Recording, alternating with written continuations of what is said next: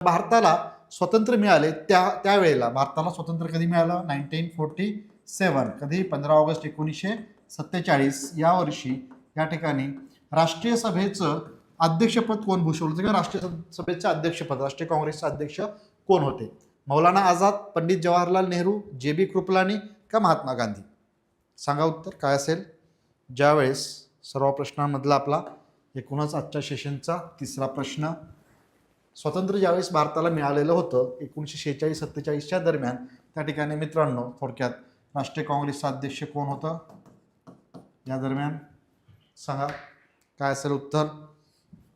पहा, मौलाना आझाद होते का? मौलाना आझाद, पंडित जवाहरलाल नेहरू, जे.बी. कृपलानी, महात्मा गांधी. तर मौलाना आझाद सर्वाधिक काळ या ठिकाणी आपल्याला दिसून येत आहेत, म्हणजे 1940 ते 46 या दरम्यान ते अध्यक्ष होते. म्हणजे भारताला सर्वाधिक काळ, म्हणजे स्वातंत्र्याच्या पूर्वी सर्वाधिक काळ राष्ट्रीय काँग्रेसचे अध्यक्ष. पंडित जवाहरलाल नेहरू हे 1929च्या लाहोर अधिवेशनाचे अध्यक्ष दिसत आहेत आपल्याला. उत्तर मात्र आपलं हे असेल मित्रांनो, नोट करा, जे.बी. कृपलानी. अगदी बरोबर, पर्याय क्रमांक 3. 1946 इथे मेन्शन केलेलं आहेच. 47 या दरम्यान भारताला ज्यावेळेस स्वातंत्र्य मिळालं त्यावेळेस जे.बी. कृपलानी राष्ट्रीय सभेचे अध्यक्ष होते. आणि महात्मा गांधीजी हे एकमेव अधिवेशनाचे अध्यक्ष 1924 बेळगाव या ठिकाणच्या अधिवेशनाचे अध्यक्षपद महात्मा गांधीजींनी भूषवलेलं होतं. राष्ट्रीय सभा महत्त्वाचा टॉपिक असेल मित्रांनो, आपल्याला माहिती आहे.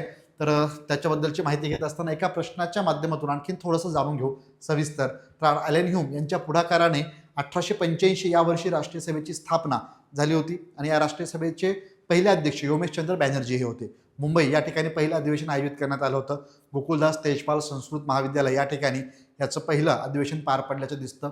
अयोध्यनाथ कुंजरू या राष्ट्रीय सभेचे पहिले सेक्रेटरी म्हणून त्यांनी काम केलेलं होतं. पहिलं अधिवेशन लक्षात ठेवायचं. याचबरोबर अलीकडेच म्हणजे आपल्याला पहिलं अधिवेशन माहिती असतं, परंतु प्रश्न जे आहे तर ते सेकंड अधिवेशनाचंही विचारलं जाऊ शकतं. तर 1886 या वर्षी त्या ठिकाणी दादाभाई नौरोजी हे कलकत्ता या ठिकाणच्या अधिवेशनाचं अध्यक्षपद भूषवल्याचं आपल्याला दिसतं. क्लिअर. यानंतर त्याचबरोबर पुढील प्रश्न म्हणजे पुढील थोडक्यात माहिती घेऊ आपण राष्ट्रीय सभेचे काही महत्त्वाच्या अधिवेशनाबद्दल. जसं की राष्ट्रीय सभेचं म्हणजे पहिले मराठी अध्यक्ष नारायण चंदावरकर 1900 या वर्षी लाहोर या ठिकाणी राष्ट्रीय सभेचं अधिवेशन आयोजित केलं जातं. आणि त्या अधिवेशनाचे पहिले मराठी अध्यक्ष नारायण चंदावरकर, न्यायाधीश नारायण चंदावरकर हे होते. पहिले महिला अध्यक्ष 1917 यावेळेस कलकत्ता या ठिकाणी अधिवेशन आयोजित केलं गेलं होतं. त्या अधिवेशनाचे अध्यक्ष ॲनी बेझंट यांनी भूषवलेलं होतं. तसेच 1925 मध्ये बनारस या ठिकाणच्या पहिल्या अधिवेशना म्हणजे पहिले भारतीय महिला अध्यक्ष जर कोण, तर सरोजिनी नायडू हे नाव लक्षात ठेवायचं आहे आपल्याला. ओके, हे लक्षात घ्या. त्यानंतर स्वातंत्र्याच्या वेळेस कोण होतं?